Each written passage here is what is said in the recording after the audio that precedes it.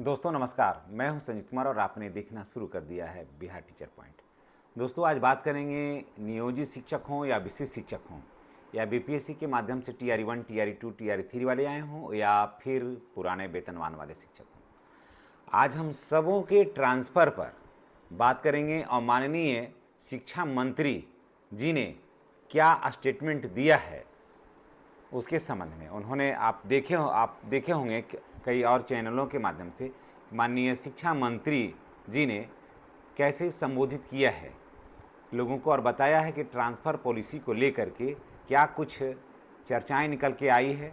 सदन में इसकी जो चर्चाएं हुई उस पर और भी शिक्षाविदों से राय लेकर के माननीय शिक्षा मंत्री ने क्या राय रखा है शिक्षकों के ट्रांसफ़र को लेकर के, उस पर हम आज बात करेंगे।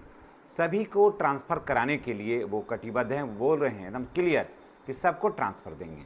जी हाँ, महिलाओं को उनके पंचायत में दे देंगे ट्रांसफ़र। एकदम साफ कहा है कि महिलाओं को उनके पंचायत में दे देंगे और बाकी को प्रयास करेंगे पुरुषों को उनका प्रखंड हो जाए या फिर उनका अनुमंडल हो जाए। जो भी होगा सबसे बेहतर वही हम करेंगे। तो चलिए हम शुरुआत करते हैं। दोस्तों अगर आप चैनल पर नए हैं तो चैनल को सब्सक्राइब करके बेल आइकन को दबाइए ताकि वीडियो का नोटिफिकेशन इसमें आपको मिलता रहे।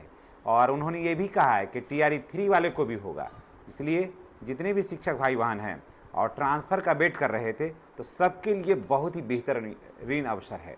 जी हाँ, देखिए उन्होंने दिया है, कई बातों का जिक्र किया है तो जी उनका हम सारांश लेकर के आपके पास आए हैं और अगर आप इससे सहमत होंगे तो कमेंट करके आप अवश्य बताइएगा। देखिए उन्होंने बताया है कि कई दिनों से शिक्षक ट्रांसफ़र नीति को लेकर के सवाल उठ रहे थे। जी हाँ, उन्होंने ये आगे कहा कि शिक्षकों की पिटीशन, जनप्रतिनिधियों की राय, जिला से मिले फीडबैक के आधार पर नीतियाँ तैयार की जा रही है। समझ गए। उसमें यह भी कहा है कि कोशिश की जा रही है कि ज़्यादा से ज़्यादा शिक्षकों को, जी हाँ वो लिखे हैं कि वो कह रहे हैं कि ज़्यादा से ज़्यादा शिक्षकों को संतुष्टि हो जाए ट्रांसफ़र को लेकर के, उनके मन में किसी तरह का कोई भ्रम नहीं हो और ट्रांसफ़र की जो पॉलिसी होगी वो बहुत ही ट्रांसपेरेंट होगी। जी हाँ, ताकि एकदम आप देखिएगा और समझिएगा कि आपका ट्रांसफ़र कैसे हो रहा है और कहाँ हो रहा है। आगे भी उन्होंने ये भी कहा कि किसी भी शिक्षक को किसी के द्वारा ना दोहन किया जाएगा, ना शोषण किया जाएगा, ना पैसा देना होगा।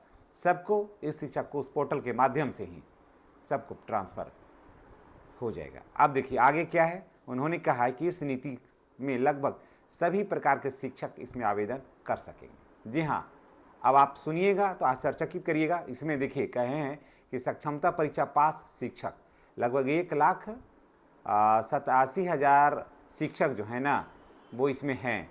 उन सारे शिक्षकों का ट्रांसफ़र होगा, चाहे अगर वो ट्रांसफ़र लेना चाहेंगे तो, है ना। उसके बाद उन्होंने कहा है कि बीपीएससी से नियुक्त शिक्षक चाहे वो टीआरई 1 के हों, टीआरई 2 के हों, टीआरई 3 के हों, सभी का होगा एक समान ट्रांसफ़र। इसमें कोई भेदभाव नहीं कहने कि टीआरई 1 वाले हो जाएंगे तो टीआरई 3 वाले को छोड़ दिया जाएगा, नहीं। उन्होंने साफ बताया है कि सभी शिक्षकों का ट्रांसफ़र हो जाएगा। पुराने नियोजित शिक्षक, यानी ये भी देखिए यहाँ कहा जा रहा है कि पुराने नियोजित शिक्षक यानी कि वो शिक्षक जो न सक्षमता दिया है और न कुछ, चाहे वो सक्षमता में फेल क्यों नहीं हो गए, पुराने नियोजित शिक्षकों का भी ट्रांसफ़र हम करेंगे इच्छा के अनुकूल अगर लेना चाहेंगे तो। आगे और भी बेहतरीन है खबर, आप सिर्फ थोड़ा सा समय दीजिए, पूरा हम आपको बता रहे हैं। 1995 तक कमीशन से आने वाले शिक्षकों का भी ट्रांसफ़र होगा अगर वो चाहें तो। जी हाँ, सभी शिक्षकों के लिए आवेदन करने का मौका मिलेगा। ऐसा नहीं है कि किसी एक वर्ग को, सभी को, चाहे सक्षमता पास हों, बीपीएससी के माध्यम से आए हों, टीआरई 1, टीआरई 2, टीआरई 3, पुराने वेतनमान वाले हों और सभी नियोजित शिक्षकों का। अब देखिए अब आगे है कि आवेदन कैसे करेंगे। समझ गए, आवेदन कैसे करना है, ये भी बात का उल्लेख उन्होंने किया है। शिक्षा विभाग के ऑनलाइन पोर्टल पर आपको आवेदन करना होगा। घबराइए नहीं, कब करना है हम आपको बताते हैं, खाली आप देखते जाइए ना। शिक्षकों को 10 विकल्प दिए जाएंगे और कहाँ वो पोस्टिंग चाहते हैं। कोशिश होगी कि अपने ही ज़िले में हो। जितने भी शिक्षक आवेदन करेंगे, सरकार की ये प्रयास होगी, प्राथमिकता होगी कि उनको अपने ही ज़िले में पोस्टिंग हो जाना चाहिए। ठीक है, अब आगे देखिए क्या है, वो उन्होंने बताया है कि प्राथमिकता किनको मिलेगी। अब जैसे सबको तो हो, सब तो ट्रांसफ़र ही चाहेंगे, लेकिन प्राथमिकता पहले किनको मिलेगी? सबसे पहले मिलेगा गंभीर और असाध्य रोग वाले को। अभी भी पहले जैसे पहले भी हुआ था और अभी भी कह रहे हैं कि फिर कारण कि देखिए तबीयत तो ऐसी नहीं है कि पहले वाला के खराब हुआ, पीछे वाले जितने भी हैं वो दम फोरफिट हैं सब, बीच वाले के भी तो बीच में अब तबीयत खराब हो रही है, स्वाभाविक है कि स्वास्थ्य गिरता है। तो फिर ये भी दिए हैं यहाँ भी कि गंभीर और असाध्य रोग वाले का ट्रांसफ़र होगा, उसके बाद दिव्यांगता के आधार पर होगा, उसके बाद मानसिक स्वास्थ्य की समस्या अगर किन्हीं के पास है तब होगा, उसके बाद विधवा या सिंगल महिला का भी ट्रांसफ़र होगा। इनको 4 गो का जो है ना वो ज़्यादा प्राथमिकता के श्रेणी में ये लोग रहेंगे। ट्रांसफ़र सभी का होगा, लेकिन इन चारों को फिर से वरीयता में रखा है कि पहले इन लोगों को भी उनकी समस्याओं पर ज़्यादा विचार किया जाएगा, यानी कि होगा और ये जहाँ चाहेंगे वहाँ होगा। अब देखिए पुरुषों और महिलाओं के लिए व्यवस्था क्या है, समझ गए? पुरुषों के लिए क्या है और महिलाओं के लिए क्या व्यवस्था है। महिला शिक्षकों को गृह पंचायत के आसपास प्राथमिकता दी जाएगी, यानी कि अपना जो पंचायत होगा उसके आसपास आपकी बहाली हो जाएगी, माफ़ करिएगा, वहाँ ट्रांसफ़र आपका हो जाएगा। पुरुष शिक्षकों को अनुमंडल स्तर पर पोस्टिंग किया जाएगा। अगर प्रखंड में नहीं मिलेगा तो निश्चित रूप से उस अनुमंडल में, जिस अनुमंडल में वो हैं वहाँ हो जाएगा उनको। ये नहीं कि अपने घर से 50 किलोमीटर और 60 किलोमीटर होगा, ये नहीं है।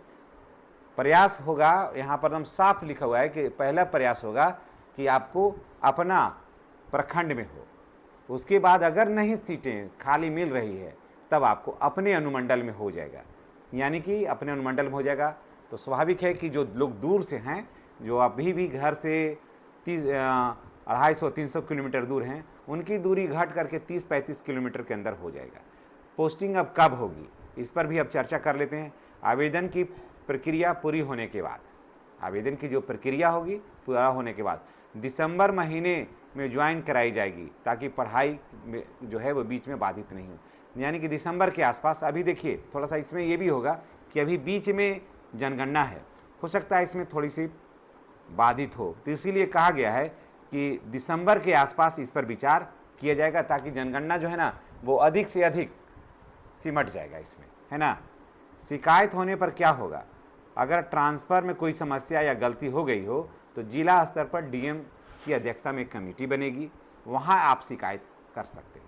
फिर वो कहे हैं कि डिविजनल कमिश्नर स्तर पर भी कमेटी बनेगी, तो वहाँ भी आप शिकायत कर सकते हैं, वहाँ भी आपका समस्या का समाधान किया जाएगा। उसके बाद फिर शिक्षा विभाग खुद भी इसमें हस्तक्षेप कर सकता है। इससे भी अगर नहीं होगा तो शिक्षा विभाग खुद भी हस्तक्षेप करके, यानी कि शिक्षकों का जो समस्या है उसको कम से कम किया जाए और अधिक से अधिक इसका समाधान किया जाए। उसके बाद देखिए फिर कहा गया है कि जो भी नियोजित शिक्षक हैं उनका भी ट्रांसफ़र होगा, जो नियोजित शिक्षक हैं उनका ट्रांसफ़र होगा। अनुशासन और बेहतर पढ़ाई की जिम्मेवारी भी इन्हीं लोगों के कंधे पर रहेगी, यानी कि नियोजित शिक्षकों को ज़्यादा मिलेगा। और ये भी कहा है कि अन्य कर्म शिक्षकों की तरह नियोजित शिक्षकों को भी सारी सुविधाएं मिलेगी। अब देखिए आगे देखिए, बजट का उल्लेख है इसमें। राज्य सरकार ने शिक्षा पर बड़ा खर्च किया है। आगे कहते हैं कि कुल बजट का 20% से ज़्यादा, यानी कि 92,000 करोड़ रुपया से अधिक शिक्षा पर खर्च होता है, जिसमें साथ में 10,000 करोड़ अतिरिक्त बजट भी है। इसमें इतना 52,000 करोड़ रुपया खर्च करने के बाद 10,000 करोड़ रुपया अतिरिक्त बजट है, तो लंबे समय से लंबित, आगे भी उन्होंने कहा है कि लंबे समय से लंबित और भी जो मामले पेंडिंग रहेंगे उस पर भी विचार किया जाएगा। तो ये देख लिया आपने कि सभी शिक्षकों का ट्रांसफ़र के लिए नीतियां बन रही है। और उसके बाद फिर दिसंबर के आसपास, फिर यानी कि दिसंबर 2026 के आसपास सारे शिक्षकों का जो है ना वो ट्रांसफ़र के लिए एक नई पॉलिसी आ रही है, और आवेदन आप करिएगा और जहां पसंद है वहां आप जाइएगा। चलिए इसी के साथ हम आपसे विदा लेते हैं। नेक्स्ट वीडियो में हमारी और आपकी फिर मुलाकात होगी। दिसंबर इसलिए दोस्तों कि बीच में क्या है कि जनगणना है तो स्वाभाविक रूप से इसमें थोड़ा समय लगेगा।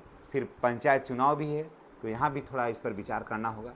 तो ये सारी चीज़ों को देख करके दिसंबर का समय बहुत ही परफेक्ट रखा गया है, ताकि फिर आपको नए वर्ष में दही चूड़ा जो है ना वो नए स्कूल में होगा, अगर आप ट्रांसफ़र लेना चाहिएगा तो। चलिए इसी के साथ हम आपसे विदा लेते हैं। नेक्स्ट वीडियो में हमारी और आपकी फिर मुलाकात होगी। चैनल पर नए हैं तो चैनल को सब्सक्राइब करके बेल आइकन को दबाइएगा, ताकि वीडियो का जो नोटिफिकेशन है वो आपको मिलता रहे। धन्यवाद। जय शिक्षक, जय बिहार।